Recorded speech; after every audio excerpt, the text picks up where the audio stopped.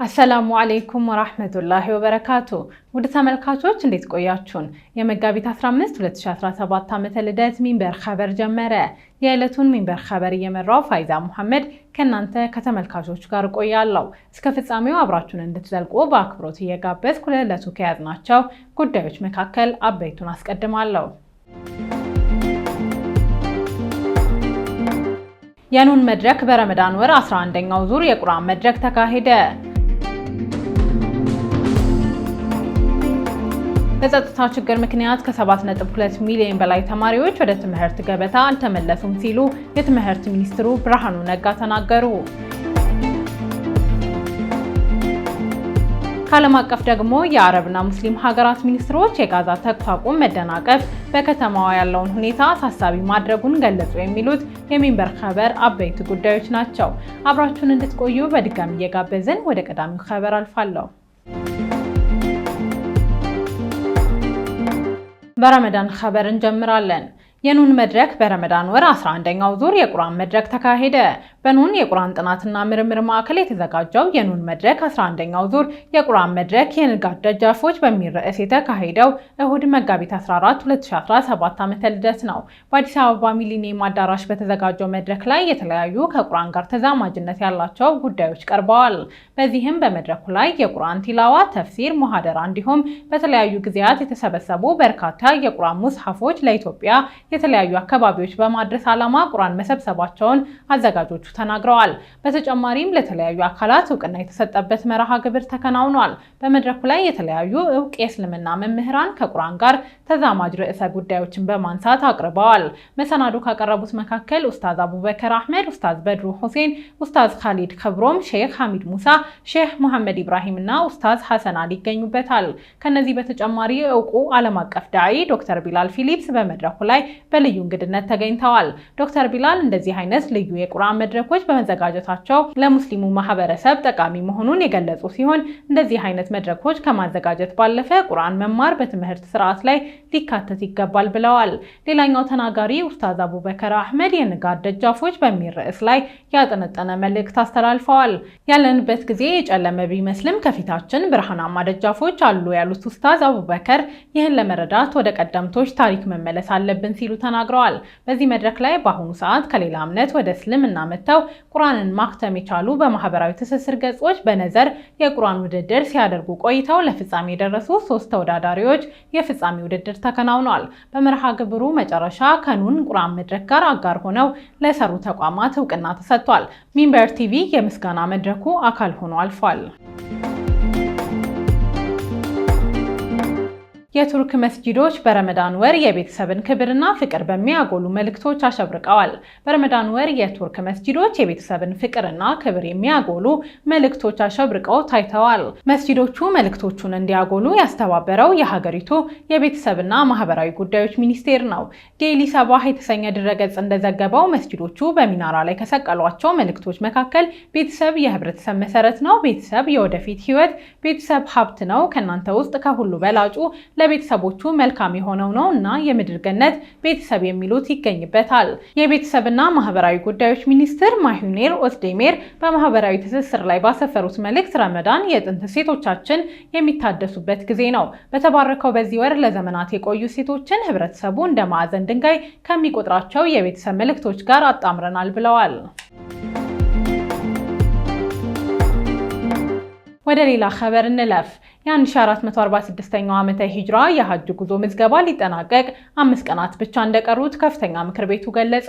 የአዲስ አበባ ከተማ እስልምና ጉዳዮች ከፍተኛ ምክር ቤት የ1446ኛው ዓመተ ሂጅራ የሐጅ ጉዞ ምዝገባ ሊጠናቀቅ 5 ቀናት ብቻ እንደቀሩት የገለጸው በዛሬው ዕለት በሰጠው መግለጫ ነው። በምክር ቤቱ ቅጽር ግቢ በተሰጠው መግለጫ ኃላፊዎቹ ተገኝተው እየተካሄደ ያለውን የሐጅ ምዝገባ ሂደት በተመለከተ ማብራሪያና መልእክት አስተላልፈዋል። በከፍተኛ ምክር ቤቱ ምክትል ፕሬዝዳንት ሼክ ፈትሩ ሸምሱዲን ሀጂ ዘይኑና በዋና ጸሐፊው ሼህ ሁሴን በሽር ሙሐመድ በተላለፈው መልእክት ለዚህ ክንውን የተዘጋጁ ምዕመናን በቀሩት ቀናት እንዲመዘገቡ ጥሪ ቀርቧል። ለዘንድሮ ሐጅ ምዝገባ ቀድሞ ከሳውዲ የሐጅ ሚኒስቴር የተቀመጠው የጊዜ ሰሌዳ ተጠናቆ መራዘሙን ያስታወሱት ኃላፊዎቹ ለሁለተኛ ጊዜ የተጀመረው ምዝገባ ረመዳን 29 1446 የሚጠናቀቅ በመሆኑ ንያ ያላቸው ምዕመናን ለዚህ ተግባር በተቀመጠው ጊዜ ውስጥ እንዲመዘገቡ ጥሪ አቅርበዋል። የዘንድሮ ሐጅ እንግዲህ ኢንሻአላህ አላህ ፈቅዶና ወዶ ከተጠቃለለልን ረመዳን 29 ላይ ምዝገባን እናጠናቀቃለን ማለት ነው። በዚህ አጋጣሚ ወንዶችም ሴቶችም አቅመ አዳምና አቅመ ሔዋን የደረሱ ምዕመናኖች ሙስሊሞች በሙሉ መመዝገብ ያሰባችሁ የነየታችሁ ካላችሁ ንያችሁን አላህ ያሳካላችሁ እያልን ዱዓ እያደረግን መቼም ካላህ እገዛ የሚሆን ነገር ስለሌለ በዚች ሰዓት ውስጥ መታችሁ መመዝገብ እንድትችሉ ጥሪያችን የከበደ ነው። በአንድም በሌላ መንገድ ከሀገር ወጣ ያላችሁ ወንድሞች እህቶች አላችሁ። አሁን አላህ ተባረከ ወተዓላ ምስጋና ይገባውና ቴክኖሎጂ ነገሮችን ቀለል አድርጎ ስራዎችንም በቀላሉ እንድንሰራና እንድናከናውን ረድቶናል። የምክር ቤቱ ኃላፊዎች በዛሬው መግለጫ እስካሁን ድረስ የተመዘገበው ቁጥርን በተመለከተ ከጋዜጠኞች ለቀረበላቸው ጥያቄ በሺዎች የሚቆጠሩ ተመዝግበዋል ከማለት ውጪ ትክክለኛውን ቁጥር አልገለጹም። ይሁን እንጂ ሚንበር ቲቪ ባገኘው መረጃ በመጀመሪያው ዙር የተመዘገቡ ምዕመናን ቁጥር 4012 ብቻ ነበር። በዛሬው መግለጫ በተለያዩ ምክንያቶች በአካል ተገኝተው መመዝገብ የማይችሉ ሁጃጆች ምዝገባቸውን በውክልና መመዝገብ እንደሚችሉም ተገልጸዋል። በጸጥታ ችግር ምክንያት ከ7.2 ሚሊዮን በላይ ተማሪዎች ወደ ትምህርት ገበታ አልተመለሱም ሲሉ የትምህርት ሚኒስትሩ ተናገሩ። የፌዴሪ ትምህርት ሚኒስትሩ ፕሮፌሰር ብርሃኑ ነጋ በአንዳንድ አካባቢዎች በተፈጠረ የጸጥታ ችግር ምክንያት ከ7.2 ሚሊዮን በላይ ተማሪዎች ወደ ትምህርት ገበታቸው አለመመለሳቸውን ተናግረዋል። ሚኒስትሩ ይህን የተናገሩት የአማራ ክልል ርዕሰ መስተዳድር አረጋ ከበደን ጨምሮ ከፍተኛ የመንግስት ስራ ኃላፊዎችና ባለድርሻ አካላት በተገኙበት በባህር ዳር ከተማ የክልሉ የትምህርት ንቅናቄ መድረክ ላይ ነው። ሚኒስትሩ በዚህ ወቅት ባደረጉት ንግግር በኢትዮጵያ አንዳንድ አካባቢዎች በተፈጠረ የጸጥታ ችግር ምክንያት ከ7.2 ሚሊዮን በላይ ተማሪዎች ወደ ትምህርት ገበታቸው እንዳልተመለሱ ገልጸዋል። ግጭቶች የህፃናትና ወጣቶችን አእምሮ በመመረዝ የወደፊት እድላቸውን የሚያሰናክሉ በመሆናቸው በአስቸኳይ መፍትሄ ሊሰጣቸው እንደሚገባ በአጽንኦት አንስተዋል። ርዕሰ መስተዳድር አረጋ በበኩላቸው በክልሉ በትምህርት ላይ የደረሰውን የከፋ ጉዳት በመቀልበስ ወደ ነበረበት የመማር ማስተማር ሁኔታ ለመመለስ ባለድርሻ አካላት ርብርብ እንዲያደርጉ ጥሪ አቅርበዋል። በክልሉ በጸጥታ ችግር ምክንያት በዘንድሮ የትምህርት ዘመን 7 ሚሊዮን ተማሪዎችን መዝግቦ ለማስተማር ቢታቀድም የተመዘገቡት ተማሪዎች 2.8 ሚሊዮን ብቻ መሆናቸውን አስታውቀዋል። ችግሩን ለመቅረፍ በትምህርት ዘመኑ በሁለት ዙር በተደረጉ ኢመደበኛ ምዝገባዎች የተመዘገቡት 76000 ተማሪዎች ብቻ መሆናቸው በመድረኩ ላይ መገለጹን የመንግስት መገናኛ ብዙሃን ዘገባ ያመለክታል። የተወደዳችሁ የተከታተላችሁ የምትገኙት ሚንበር ኸበርን ነው። አብራችሁን ስላላችሁ ደስ ይለናል። ለሚንበር ኸበር ጥቆማ ወይም ማስተያየት ካላችሁ በአጭር የስልክ ቁጥር 9282 ላይ ብትልኩልን አጣርተን መልሰን ለእናንተው እናቀርባለን። የሚቀናችሁ ማህበራዊ ሚዲያ ከሆነ በሁሉም አማራጮች @ሚንበር ቲቪ ብላችሁ ብትፈልጉን ታገኙናላችሁ። ድረገጻችንን www.minbertv.com ብትጎበኙ ደግሞ አዳዲስ መረጃ ታገኛላችሁ። አሁን ደግሞ የዕለቱን አብይ ጉዳይ እናስታውሳችሁና እንመለስ። የኑን መድረክ በረመዳን ወር 11ኛው ዙር የቁርአን መድረክ ተካሄደ። በመድረኩ ላይ በሀገር ውስጥ እንዲሁም ዓለም አቀፍ ዳዒዎች ቁርአንን የተመለከቱ ርዕሰ ጉዳዮች ተዳሰዋል።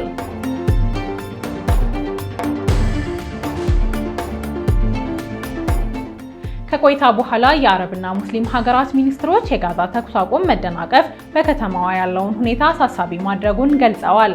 ዝርዝሩን ይዘን እንመለሳለን። ይጠብቁን። የነዳጅ ምርቶች ላይ ጭማሪ መደረጉን የንግድና ቀጣናዊ ትስስር ሚኒስቴር አስታወቀ። የንግድና ቀጣናዊ ትስስር ሚኒስቴር ከትናንት እሁድ መጋቢት 14 2017 ዓ.ም ልደት ጀምሮ ይፋ ባደረገው አዲስ የነዳጅ ምርቶች የችርቻሮ ዋጋ የ1 ሊትር ቤንዚን ዋጋ 112 ብር ከ67 ሳንቲም ሲደርስ የነጭ ናፍጣ ዋጋ ደግሞ የ9 ብር ገደማ ጭማሪ ተደርጎበታል።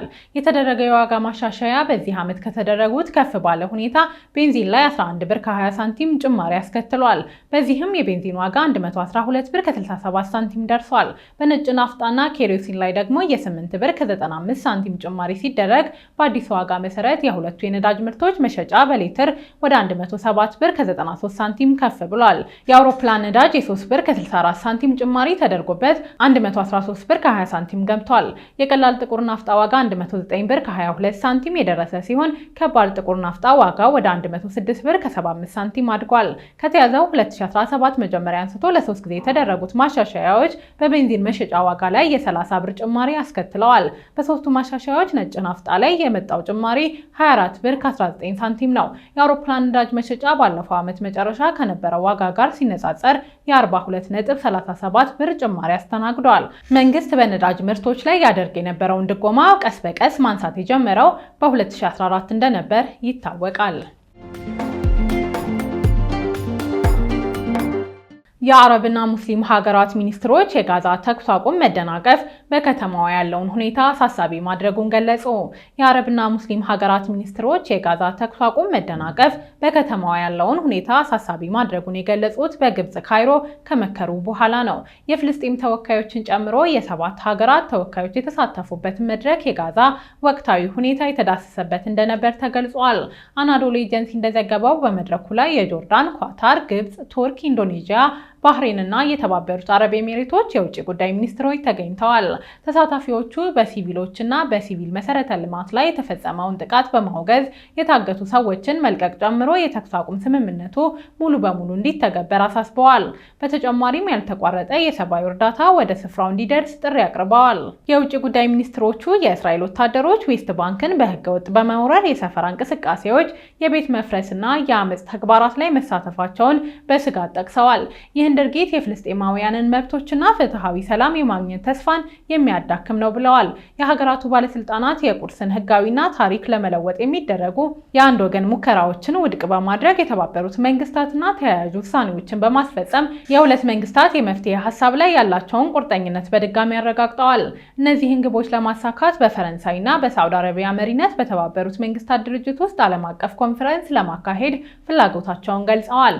የሚኒስትሮችን ውይይት አስመልክቶ የፍልስጤሙ ሐማስ ባወጣው መግለጫ ጉባኤውን እውቅና በመስጠት እስራኤል እየፈጸመች ያለውን የዘር ማጥፋት ወንጀል ለማስቆም ጫና ለመፍጠር በአንድነት መቆም እንደሚገባ አሳስቧል።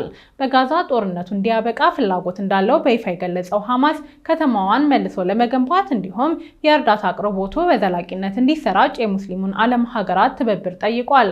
በጋዛ ከሰሞኑ ዳግም በቀጠለው የእስራኤል ጥቃት በአንድ ዓመት ውስጥ ቢያንስ 45,000 ፍልስጤማውያንን መግደላቸውን ይፋዊ ሪፖርቶች ያመለክታሉ። ውድ ተመልካቾች ለዛሬ ያዘጋጀነው የሚንበር ኸበር በዚሁ ተጠናቀቀ። ፋይዛ መሐመድ አብሬያችሁ ነበርኩ። ወሰላሙ አለይኩም ወራህመቱላሂ ወበረካቱ።